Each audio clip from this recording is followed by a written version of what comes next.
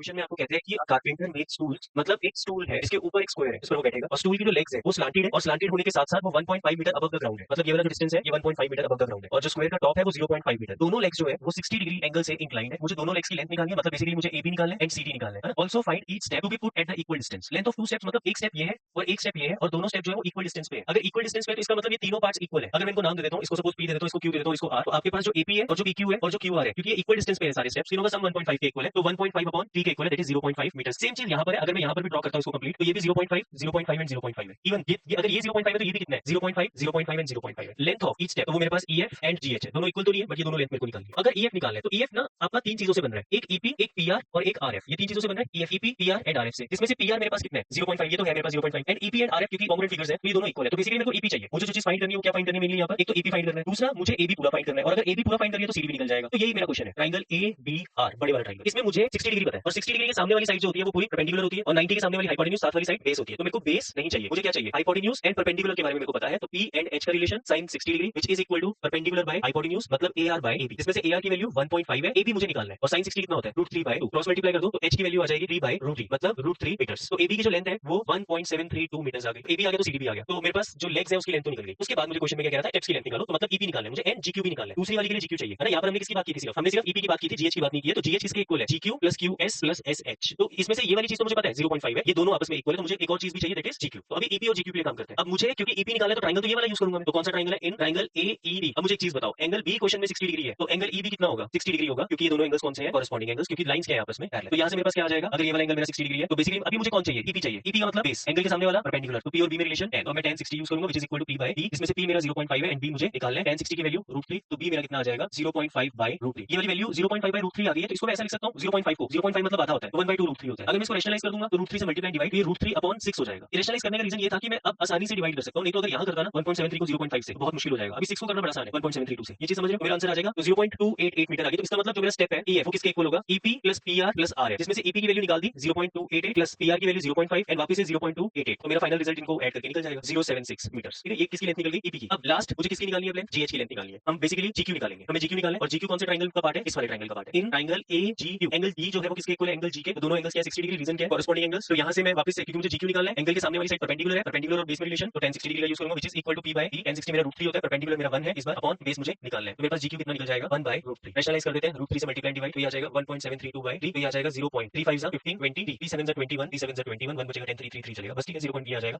तो देयरफॉर मेरे पास जो लेंथ निकलेगी GH की वो किसके इक्वल होगी, GQ plus QS plus SH, है ना। तो GQ कितना है मेरा 0.577 प्लस 0.5 प्लस 0.577 1.654 मीटर्स, ये मेरे पास लेंथ निकल जाएगी। समझ आएगा।